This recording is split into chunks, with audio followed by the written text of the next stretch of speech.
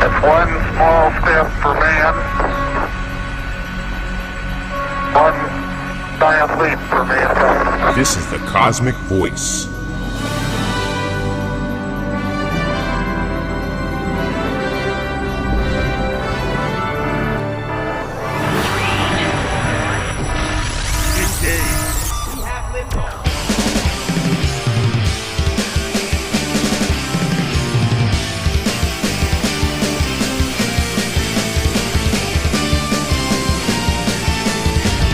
Cosmic Voice. Music, talk, and nothing but business with your hosts, Chris Natalini and Mick Michaels.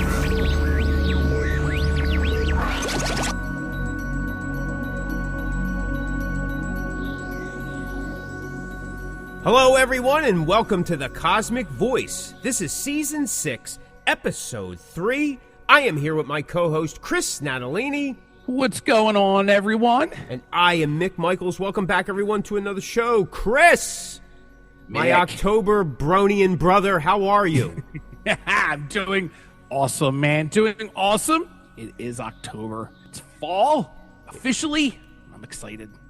It is fall. It is fall, boy, and it came in. Oh. There was no extra days of summer. There was... No Indian summer? No, we're not allowed to say that no more. Oh, that's right. We're not allowed to say that, are we? It's crisscross applesauce summer. Crisscross applesauce summer. Yeah, none of that, man. It changed. It was like weather went, okay, we're done. Summer's over. I know. We had the rains for like 5-6 days from the hurricane, Ophelia. Dude. How you, Ophelian? And then all of a sudden, it was like, it was fall, baby. It was fall. This is it. Here we go. That's it. You know, we're older guys. We talk about the weather and the same 5 things over and over again. And when we are talking about it to each other, we make it seem like it was the first time we ever brought it up. That's how you know you're on the other side of the tunnel. We're professionals. Yeah, we are professionals. That's all. We make sure we drive it home, baby. We drive it home. What have you been up to, buddy? What have you been up to? Nothing much, man. Just, like I had said in the last episode, both bands are looking to start recording, and, we're still working on that and got a lot of work to do, a lot of prepping for that. And that's it, man. That's kind of the big thing right now. And that's where we're focused on. And, that's it, brother. That's it. Nothing, even shows are kind of sporadic. I don't have anything booked, nothing on the books unless something comes up last minute. But that's it, man. That is it. How about you, bro? I've been active in the studio. We have a number of gigs that we're finishing up for the year. We have some benefit shows coming up, a couple more nationals. And then we're going to take the holiday off, maybe an extended holiday thing. And we're preparing for a new EP for the new year. We got a couple shows booked for the new year already, kind of to kick things off. But I'm thinking of taking 2024... I'm going to drop some gears and take shows as they come. I'm not going to go nuts. The scene's changing radically. The bands are changing radically. There's some expectation to that. But I'm going to change the model. Like we've been talking about, and we're probably going to talk about more often throughout the season. If the artists or bands don't start making certain changes, we're just going to repeat the same thing, right? Just what they say about insanity. It's doing the same thing over and over again. I'm not anywhere near ready to quit. I mean, I still have a ton of things in my head that I want to get out, things I want to try. I got some other side projects that I'm starting to kind of brew up. You can't see it, but I'm like in a witch's pot. I'm stirring it real good. That's a big workout. Anyway, I'm having fun while I'm doing it. But if I don't change the internal model a little bit, then I'm just going to keep repeating the same stuff. And I want to make changes. I want to try to stay ahead of the game if I can and do it in a way that's, one, most profitable for this band and most enjoyable for the guys as well as myself, right? I mean, there is a responsibility to that. And as soon as you stop having fun, even in the smallest amount, then you're losing your initiative to continue to move forward. That's my opinion. Yeah. And, I agree. And like we were talking about before we started recording, there's a lot of aspects to the scene, and anybody that's been doing it, there's a lot of aspects to the scene that are not enjoyable. Yeah. There's always been that. I mean, with any walk of life, absolutely, but it seems to be increasing. Like, it's even more so. Yeah. And the every man for himself, herself, themselves it, we, she, it, they, lion, tiger, bear, it just seems to be getting even worse to the point that you can't even have communication while you're at the show. That's kind of bugging me, so I'm going to do it differently. I'm going to try to do it differently. I'm going to experiment with some things.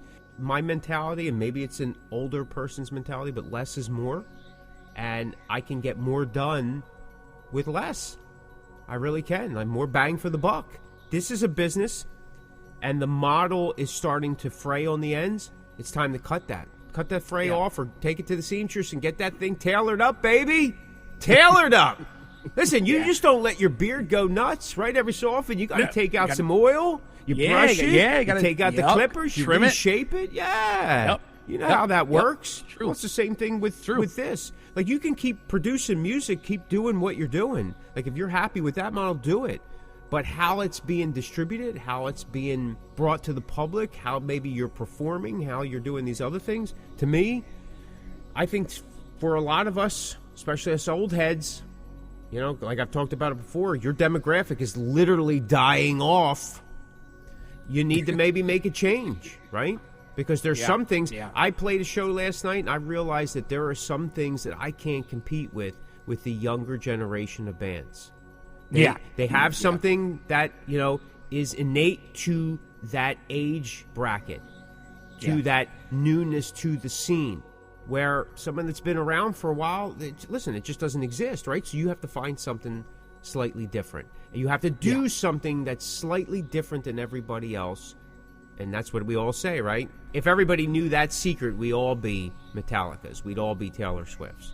But the thing is sometimes not doing what everybody else is doing, staying true to your path, and doing things the way you see fit that is true to you could be different enough.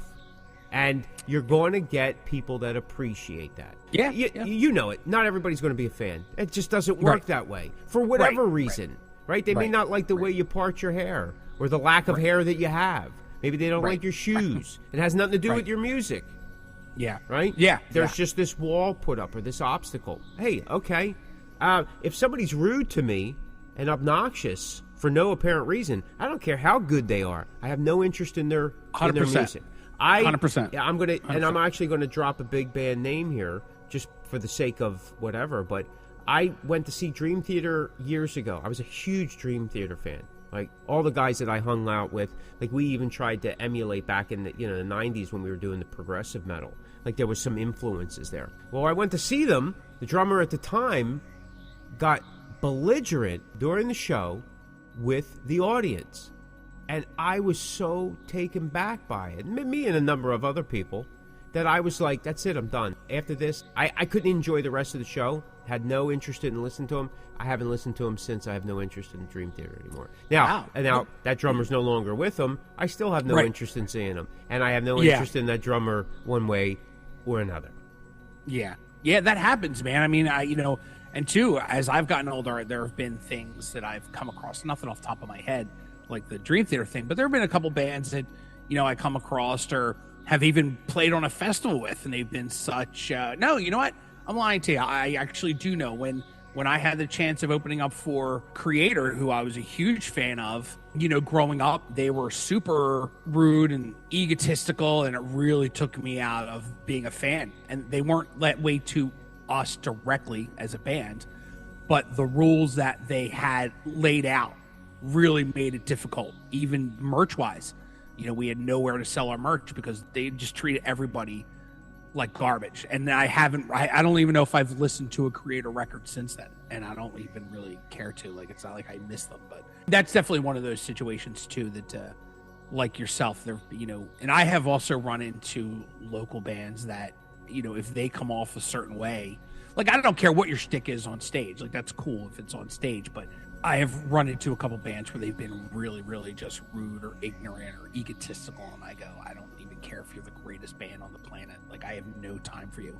Exactly. And you and I actually ran into that on a gig that you and I played together many months ago. We had a young gentleman who had this kind of weird shtick on stage, and you're kind of like, it really kind of set you off on what he was doing, and I was kind of like, wow, that's rude. And then he actually came up to us later and was like, oh yeah, it was just a shtick, man. He didn't mean anything by it. Like, and he was super cool. And I was like, wow, all right. Like, that's kind of a different way to look at things. But yeah, your performance and your attitude on and off the stage can really affect how people look at your art. Yeah, I mean, he had said he had to stay in character, and I got that, but we were having sound issues, and I was trying to clear them up so that his performance and everything that followed wouldn't. I was like, okay, hands off, and I walked away. I mean, that's the best. Yeah. It was that was a weird situation. Yeah, it was a weird situation. It reminds me of, and again, here we're going to date ourselves, but Rocky 3, when Rocky fights Thunderlips, and it's all like, it's 100% like craziness, hatred, anger, whatever. And then at the end, he's like, hey, you think we can get a Polaroid? He goes, yeah, absolutely. He's all relaxed and stuff like that. And he goes, it's like, it's all part of the thing. You know what I mean? And he goes, charity hurts, that kind of thing. But that's, and I get that. Listen, when you're on stage, if you're doing your shtick, you're doing your scene, you're doing whatever, but then you've got to be regular. Like, again, we talk about supporting the scene. And supporting the scene to me is not just showing up at every show that there is. Because again, the bands aren't making money from that. In most cases, locally, the bands aren't making. The venue makes money. The band, you're right. The bands make nothing. And there's only so much merch you're going to buy. Yep. Supporting the scenes is being supportive of the other acts, being friendly. Yeah. Hey, people know each other, talk to each other, share equipment, not have like, I can only use my bass cabinet. And, I know I've said this time and time again, so it's like I'm repeating ourselves. But again, we're old guys. We talk about the same 3 or 4 things, and we act like it's the very first time we're bringing it up. But to me, that's what supporting the scene is. You go, you do your job, you're friendly, you're cordial. Listen, I'm not saying you got to sit down and have dinner with everybody, buy everybody a slice of pizza or a beer or something like that, or whatever you do. You're cordial. Hey, how you doing? It's good to see you. Have a great show. Hey, that was a great set. Blah, blah, blah. If you don't have anything to say, then don't say anything. But bands, they don't hang out. Nope. I don't hang out with a bunch of different people, but I stay for the entire show. But you're there. I'm there. Yeah, you're there. And I applaud. Yeah. I know what it's like being on the other end when there's nobody there, when nobody cares. Yeah, right? True. Because I was playing when metal wasn't the thing anymore, and there was nobody there. You're trying to push original metal? Yeah. Yeah? You know what I mean? I'd have a better shot of finding gold in your basement. It's 100%. That's 100%. I'll bring the shovels and axe picks today. We'll start. It's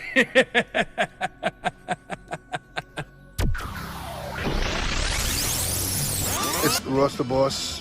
Take it down. This is Stephen Pearson from Rat, the Rat Bastard. You're listening to the Cosmick Voice. All right, so we're off to a great start. We're off to a fantastic start. You know what it is? We got to go back to Christmas and Kiss references. That seemed to always put us in a good mood. That's true. That is true. What's funny is, speaking of Kiss, there was a video. There's a video channel called The Fonz or something like that, and they just hammer away at Paul Stanley nonstop. And one of their things was, is Paul Stanley really going out on top? And it was like a collection of bad vocal things that were done, like just, I guess, in the this year, because this is their last run of shows. Yeah. And it is rough. I'm a Paul Stanley fan. I'm a Kiss fan. But it makes me feel embarrassed when I hear that. For him. Yeah, I mean, part of the crowd is like applauding, and part of the crowd is like they're stunned, like they were hit with a laser or some screech that just halted their brain, and they're like, "What am I listening to?" And I guess it throws people off, but it's Sucks. like I'm not sure. Like, I don't understand. Like, how did he do the Soul Station? I realize it's a different thing of singing, different approach and stuff. Now, I haven't listened to all of it, but my point is how did you get doing that? Is it that it's the volume thing that changes? But then again, I've seen some, when they do those VIP acoustic things or something like that, they're a little rough. And then he, with some other band or backup band, and he did some Led Zeppelin song, and it was just horrible. Like, and Paul Stanley, to me, was one of my favorite singers of all time. I mean, his voice was incredible. Now, listen, the guy's been singing forever, nonstop. Yeah. His voice just went, right? I mean, he's still doing it, and it just happens. Right. Don Dokken, just as the recording of this show, he did an interview, and he says, hey, the voice ain't what it was. I can't do what I did when I was back then. And he basically says, if you don't like it, don't listen to it. Don't come. Just don't come. 100%. It's no big deal, you know? 100%. And 100%. he talked about before, I think it was him, about how they changed the tuning so that it would help his voice. Michael Sweet just released like an interview. Michael Sweet still sounds freaking amazing.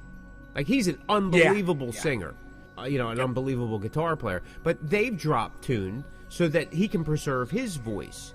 And believe it or not, we've been talking with Frankie about doing the same thing. I actually wanted to down tune about a half a step about 4 or 5 years ago, more or less to save my hand. Like, so the strings are a little bit more pliable, and I can, save my hand. I can actually get longer life out of the strings, and it takes some of the tension off my guitar neck, so it was a little selfish on my part. But now I can sell it like, hey, Michael Sweet's doing it. Hey. You know what I mean? Look at all the big guys that are doing it. You can do it, too. Come on, you can do it.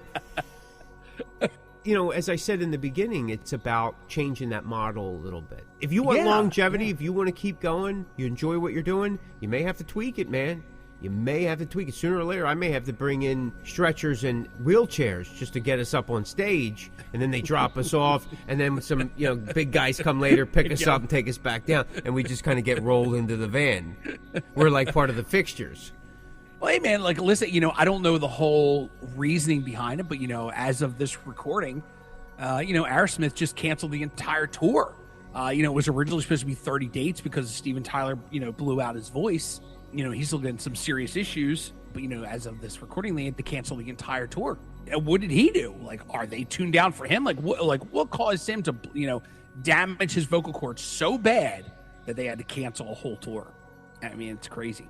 Wasn't he touring even in between when Aerosmith wasn't touring? Like, he's been pretty busy himself. I don't know how much he's done since the pandemic. Yeah, like before, like pre-pandemic. Yeah, he was touring. He was doing a lot of solo stuff because I remember when my wife went down to see him at Good Morning America a few years ago, and with his solo band, and she went down with a couple friends. So yeah, like he's been pretty busy, when Aerosmith isn't doing anything. Like I said, I'm not really sure about since the pandemic, but he may have been. I'm not going to say he wasn't. And he sounded good. I saw some of the video from him, when he played Philly was the first date of the Aerosmith tour. He sounded pretty good. But listen, guys, we get, I mean, people are getting up in age. Listen, even guitar players don't play as well as they did in a certain, like they're priming things, right? People have talked about Ace Frehley. Ace Frehley even says he's always been a sloppy guitar player.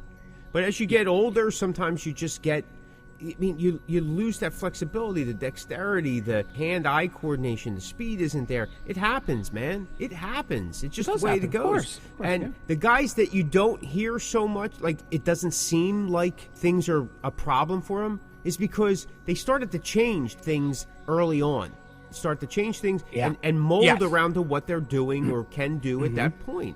So, you know, what are you going to do, man? It just... Age don't stop, so... Yeah, age don't stop. I remember in the late 90s that they talked about all these aging artists, and they were talking about bands like Kiss, Aerosmith, the Rolling Stones. Yeah. Believe it or not, they're the same bands that they're still talking about for aging artists. And we're almost 30 years later.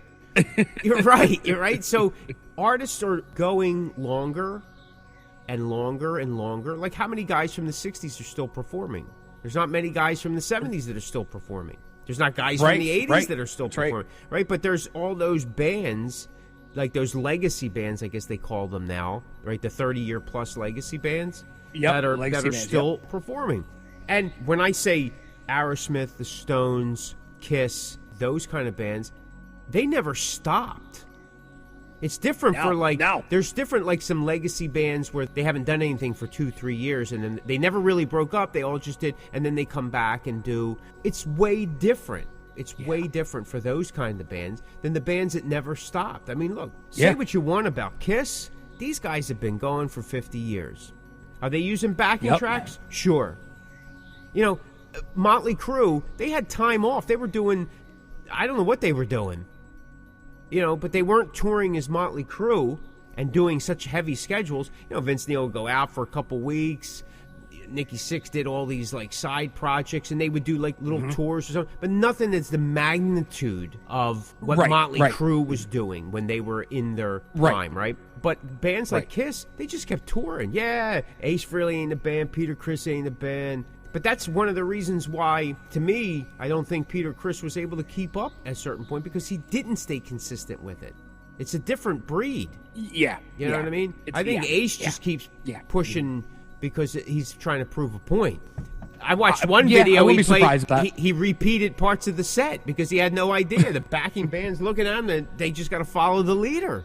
That's it. Just follow what he's doing. Follow whatever he's doing. He's the guy signing our checks. That's so funny. So I don't know. All right, listen, we got to get to a topic. I think I guess we could keep change talking. Topics? Did we? Yeah, I mean we've hit about 4 of them already. But I mean, I guess that's why we just wasted 4 shows in a half hour. I'm assuming that's why people tune in. They want to hear what our topic is going to be, rather than some other podcast where they just talk. I mean, maybe we can get away with doing that.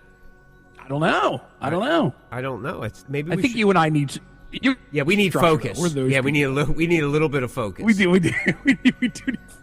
Because otherwise, we're jumping around. I mean, I think we talked about tuning. We talked about Kiss. We talked about the scene. I'm not. A couple other things we brought in, I can't even remember. Guys, again, that's a sign of an old guy. That's why we repeat the same 3 things, because we forget. Keeps us on track. It keeps us right on track. We never miss a beat. All right, so the topic of this show is artwork still important for an artist? Is artwork still important for an artist? Here's a little extension to that. Is artwork important still for the artist? Is it still important for the listener, for the audience as well? And maybe we'll touch upon that as the topic expands. But let's talk about, is the artwork still important for the artist? Chris, what do you think? Go. So I do think, for an artist, at least, so I'm going to take people back, right? Because you and I are kind of older guys. So back in the day, we would go to a record store. Yes, a record store.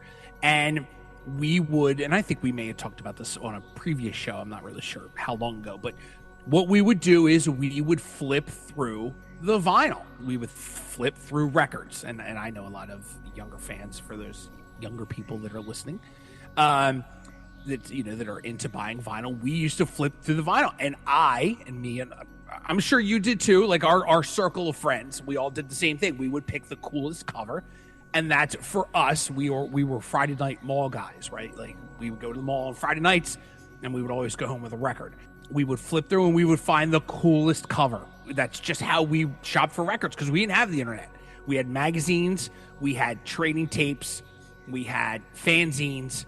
So we didn't have the internet, so it wasn't as easy for us to find music. So if somebody had a really cool cover, then we would buy that record. And I have found some of the greatest bands. I mean, popular bands. I'm not even talking about like underground bands, like Rat, Kicks, just like major bands, even Metallica. I mean, and Anthrax and Slayer, like all those, all these bigger bands. In this day and age, I probably would have bought a Slipknot that way, just because of their cover. So to me, artwork has always been super important. Not even getting into, we're just talking about the cover of a record, not even getting into the inserts and the lyrics and, the back of the album, like whatever it may be. We're just talking about strictly artwork, the first thing you see. For me, artwork is super important. Even to this day, we spend... In any band I've ever been in through my career, we've spent many, many conversations talking about artwork. Through my career, I've always kind of tried to put an Easter egg in my covers. There's always been something. Sometimes it's maybe visible. Sometimes maybe you have to search for it. But in pretty much everything I do, there's always been a little... if I've had anything to do with the artwork, because some of the projects I've been in through the years, I'm not in charge of the artwork, or I'm not responsible for the artwork. But anything that I've been completely 100% involved in, I've always had Easter egg, even to this day. Even on my next 2, releases that will be coming up, soon or within the next year, there's going to have Easter eggs in them, because I have both album covers are being worked on and talked about as we speak. So for me, artwork is super important. I even enjoy like listening or streaming stuff in my car, and my little screen pops up the album cover. Like it's the little things. Like I love that, and it doesn't even have to be super intricate artwork. It could be just as plain as, although let's say the first Glenn Danzig solo record. It's literally just half of the Danzig skull. And like as simple as that is, it's super cool to me. So artwork has always been important to me as an artist. Now, as a music lover and a consumer, same thing. I love great artwork. I really do. I don't know how. I'm sure there are some people that artwork just isn't, because now a lot of artists just put their picture on it, put a glam, like a glam photo where, they get these photo shoots done, especially like your solo artists, they just kind of put a picture of who they are on the front of the album cover. And that makes total sense to me. I mean, that just, if you go to a store, you're buying something online, or especially if you're streaming something, you buy something downloaded and you see your Chris Stapleton or your Taylor Swifts or, even Britney Spears, Demi Lovato's, whomever. These big name artists, they're going to have their picture on it. So it's just easier to find, right? Like you just kind of know who that person is. And if it's a new artist, you kind of get to learn what they look like and attach the name to it. Where back in the day, they didn't really do that. I guess in the early days, right, Mick, the 60s, 70s, they usually put the artist on the front, right? Because that's how they by their instrument, holding their instrument, or sitting or standing somewhere, because they want it recognizable to the group. Right. And as time went on, and of course, heavy metal is more image focused anyway. But as a consumer, I do like artwork. I like to see what people put into their records. I do. I love that kind of stuff, and I'm a fan of artwork too. I mean, some people have some really great talents, and a lot of it's digital, but even still, it's still artwork, whether it's digital or it's hand drawn or whatever the case may be. I think that artwork in anything is because that's the first thing you see, right? Like any product you buy and anything, a book, artwork is everything, man. Even, if you're flipping through your Netflix or your Amazon Prime and you see, you may see a cool title with cool artwork, you go, oh, that's just the first thing you see. The first thing you see is some kind of artwork. So I think it is super, super important as both an artist and as a music consumer, even to this day. I agree. I think artwork is so important to the character of the song. Let's just take it just for the music itself. It's a visual expression of the song. Maybe it's 2D, maybe it's 3D, whatever. But it brings the song into another realm, another perspective, like some thought. Sometimes you can hear a song and then you look at the artwork or vice versa, and it really sets the mood. Because I know you have your album artwork, and then, nowadays, because of the whole digital, well, I mean, even then when you had the 45s and stuff, you'd have extra artwork of the band, or like maybe like live shots of the group or something like that. Sometimes that's where you would see, like, sometimes the after show photography, of the group shots, like maybe they're in a bathroom, they're all sweaty, and that sometimes was put on the 45 or, whenever they had those promo singles. But today, like, they'll have artwork just for that single. And because some people that's all they do is release singles. Sometimes a whole album is released before it actually drops as a whole, because that's a marketing thing. Let's make as much money as we can for every single, simply because we know in the traditional album setup, there are songs that don't do as well because they're album cuts, deep cuts, whatever. So sometimes the artwork plays a hand in getting people excited. And I get that, because that's the whole marketing promotion campaigns. Because we are a visual world. I don't care what anybody says, we're still a visual world. You go online, it's all visual. They talk about the user experience, it all begins with the visual. TV is visual. Print, there are some things that still print. That's all visual. So it's everywhere we go. Otherwise, if it wasn't visual, all cars would be gray or black or white. Right. They would save on pigment. Right. That's my opinion. But no, now you have the new color cars, which is like that Pantone color type of thing or whatever it is. I'm not even sure what it is. It's almost like a matte type finish. Yeah. So we're definitely visually enticed. But I think that artwork sometimes gives further expression to the song or what the artist is trying to say. And I agree with you. I love putting little Easter eggs in there. Usually, and this I'm going to give it away, but most of our artwork will have Cosmick's logo hidden somewhere in it. You have to go look for it. It could be in someone's head. It could be in a body. It could be a sign in the background. And I've actually had people say, oh, I found this thing in here. And, I've even had band members go, I can't find it. And I go, well, I'm not telling you where it's at. You know what I mean? I mean, if you that makes you keep looking at it.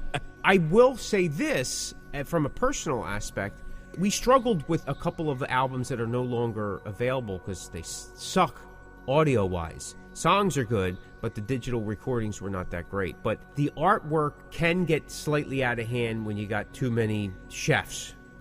You know what I mean? Yes. And, and I've experienced that a couple times, and unfortunately, it's such a bummer. You have the best intentions, and like it starts out real good, and then someone goes, "Hey, you should add this," or "Hey, I need this in there," and everybody wants their say. And you're trying to be diplomatic about it, and you give them this, you give them that, and whatever. And then all of a sudden, you've run out of time. You have to submit, and it's like it's a crap sandwich, and you're like, "Oh my God, this is horrendous. What was I thinking? Why did I allow this to get that bad?" Like, we put everything in there and the kitchen sink. Like, everything and the kitchen sink's in there. I've been there on both ends, and was a learning experience for me. And now I go a slightly different route. That sometimes less is more. If it bothers me 3 times looking at it, it comes out. I do that with the audio as well. Yeah, let's go ahead and take it out. If 3 times, because sometimes things just taste preference, right? And people get that confused. Oh, that sucks. Well, no, it doesn't suck. It's just something that doesn't resonate with you. If it's something I go, I can live with that. It never, what's the difference? It's one way or the other. I still like it for what it is. But if on the third viewing or the third listening, if it's still irking me, where I feel like that, 3 years, 10 years down the line, I go, man, I wish I just did something. Then, to me, why not play it safe? And you'd rather have something that you can look back and go, hey, I like that. That's why, again, I'll go back to saying my first 3 albums with this band, you can't get them anywhere. They're gone. I don't feel good about them. So why should I do anything? I have the opportunity that I can go in and redo stuff and make them better, make them what they should have been then. You are listening to The Cosmick Voice with your hosts, Chris Natalini and Mick Michaels. But artwork, I think, is such a extra piece that nowadays is overlooked by, to me, both the artist, not everybody, but the artist and the audience. Even though you'll have people say, the audience, the listeners go, we're missing some of the experience. I like opening up the album. I like opening up the CD, that smell, the look, looking through it. But to tell you the truth, the majority of people that say that are in a certain demographic, a certain age category, because that's what, like you and I, pretty much grew up on. That was our experience. Because, like you said, we didn't have the internet. You'd seen something in the back of a magazine. You heard somebody talk about it. You were lucky enough to catch an interview at 1 a.m. on a Saturday morning, from a Friday night video flight thing, and like, oh, they're coming out with a new album, that kind of thing. And the experience of, which is an experience in and of itself, you learn a lot about bands by flipping through albums and going, look at this, look at this. True. People learned a lot about artists. Artists had validity back then. Like, if you weren't sure what you could become an album artist, even for a bad album. You just wanted to get your name out there. And there was some really good stuff, and even back then there was some really cheesy stuff. I mean, there's always bad album artwork. Yeah, of course. Like I said, I've done it myself.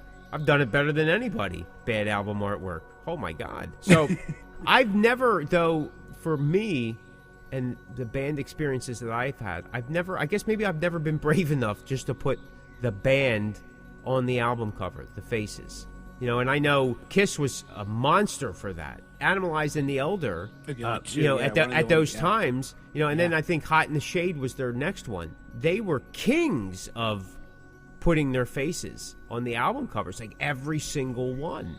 Look at the Beatles. A lot of their stuff always had them on it. I mean, again, because that's what sold. It was easily recognizable, and they wanted to guarantee sales. They wanted to guarantee sales from somebody that didn't know, oh, look at that. It's got so and so, blah, blah.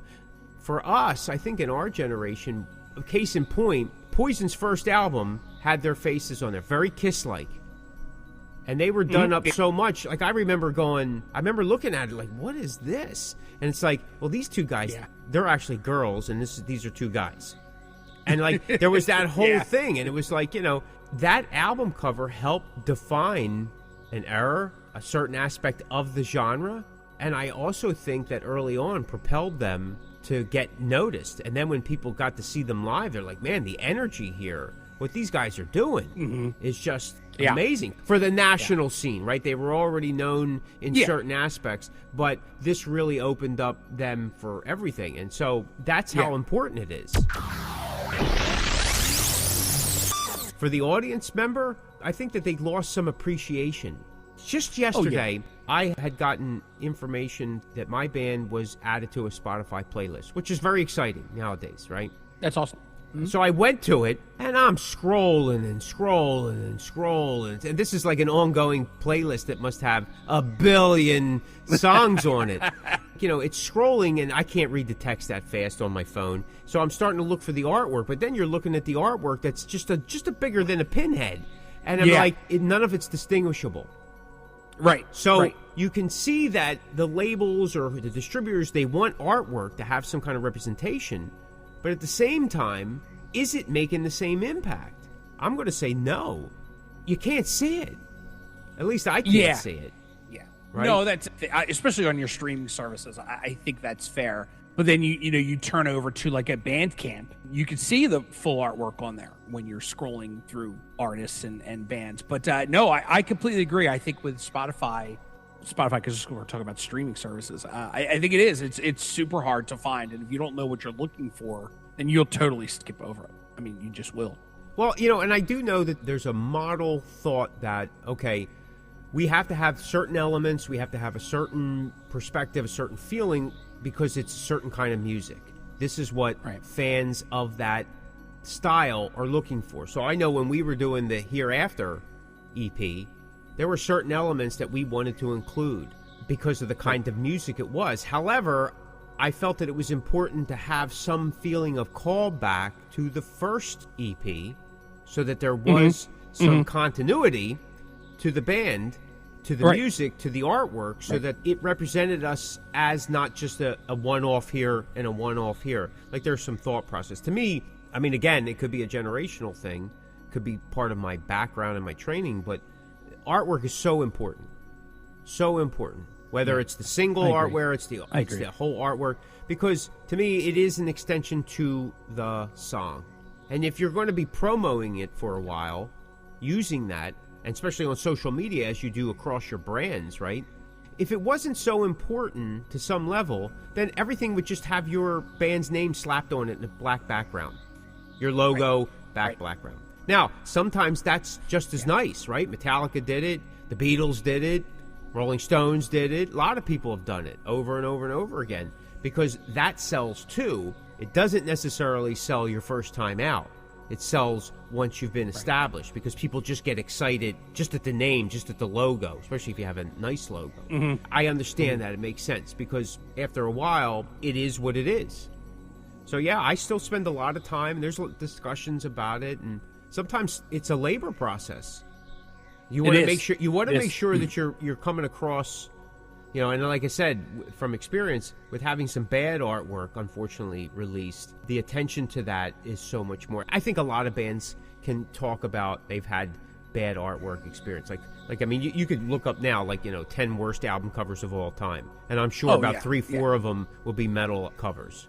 Oh, easy. Yeah. You know, there's also sometimes, especially being an artist, there's times where I've gotten an album cover, that started from an idea, and then you get it and you look at it because it's always somebody else's interpretation, especially if you can't do it yourself and you're hiring someone to do it. Matter of fact, I just recently had an experience where I sent the artist my ideas and he sent it back to me, and it's amazing and it's kind of close to what I envisioned, but he just took it a whole nother level, which was unbelievable, and it looks amazing. But there are things in it that he added to it, which was fine, that it doesn't represent the band either, because in our time we would get these album covers and for the most part you would know what you were getting into, right? Like, when I bought the first Rat EP, it was Tawny Kitane's Legs with a rat on it, and you go, oh yeah, like I know what I'm getting into. Wasp, same thing. Like you just kind of knew the kind of music you were getting into. And with the album cover that I just received not long ago, there were a few things in it, just a few, artistic expressions that the artist decided to throw in there, which wasn't, which was totally fine. It did represent what we were trying to come across, and he's going to remove them for us. But it was an idea he had. He thought it fit really well, and it did. It looked amazing, but it didn't represent the kind of music that we are. that's important too. Like sometimes, you want your artwork to kind of represent who you are as a band. I mean, listen, let's be honest. Like sometimes it was cool back in the day to get an album and you go, oh, this isn't what I expected from the album cover. But for me anyway, I like for people to look at the album cover and kind of know what they're getting. Go, yeah, okay, this makes sense. Like the album cover matches the music that I'm hearing.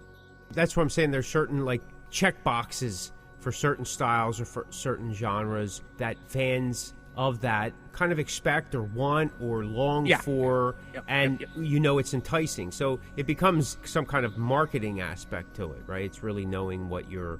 that's why, like nowadays, with the digital realm of artwork, that's why some guys are very popular, because they do hit those checkpoints. Yeah. And there can be some excitement to that. The band rattles off some ideas of what they want to do or what they're looking for, and you leave it up to the artist's interpretation. Sometimes it comes out like, oh my God.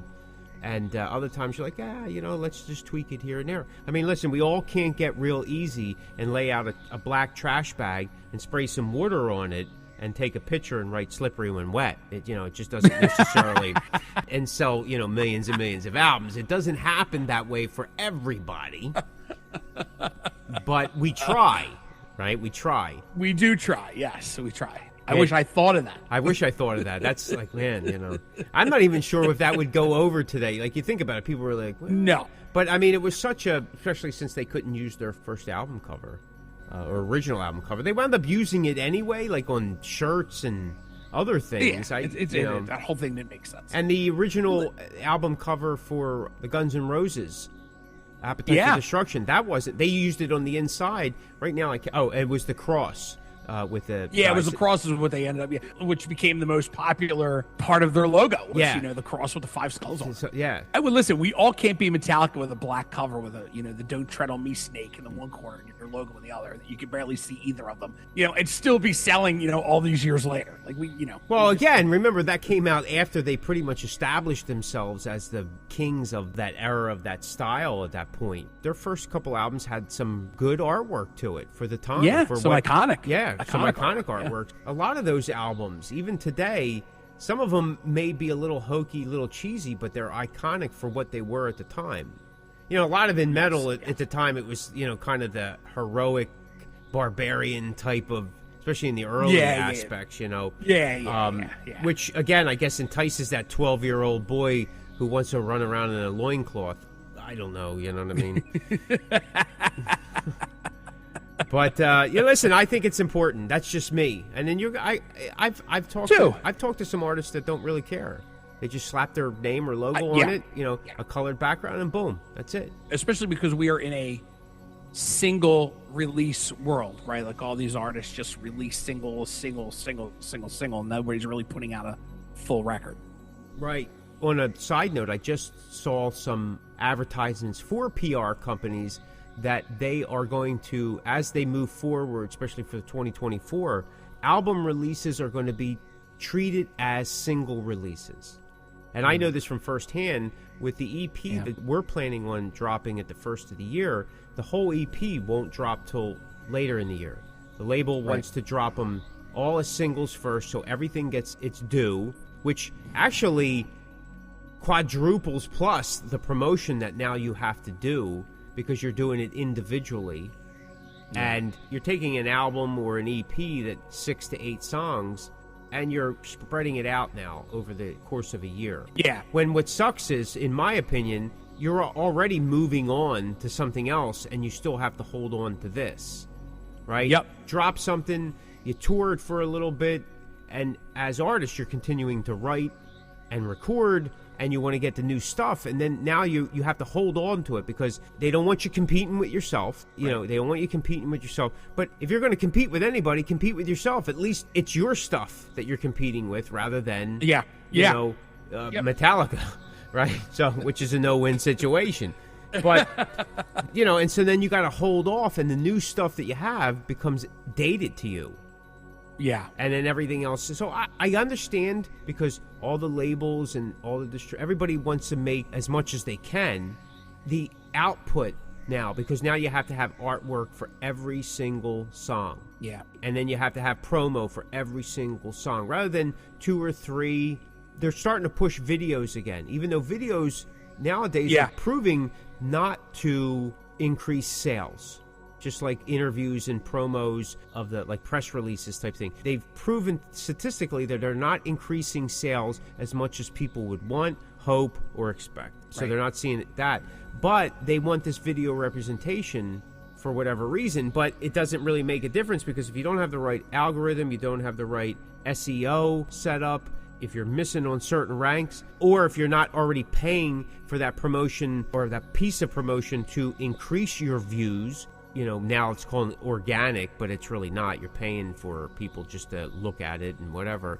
Then the video just sits in pretty much an abyss of under 500 views. Yeah. Yeah. Right? Because now, like, you know, million streams seem to be more of the norm, but really what's happening is people are paying for it. Yeah. And I think, too, that if you know, now that a lot of the newer artists, if you go to the Spotify and you play a song, like there's some video footage that plays behind it. So you're not getting that, you know, just the album artwork or just a picture. And I think what that's also doing is that's driving people to watch these videos because you go, oh, like, what is all this video behind this song while I'm streaming it? Then you go and search out the, you know, the video. I mean, I've done that a few times. I've streamed an artist and there's like a 10-second, 20-second snippet behind the, you know, while it's playing, and I go, oh, like, what is this from? Then you go and search it out. Then you find out, oh, this is the video for that song.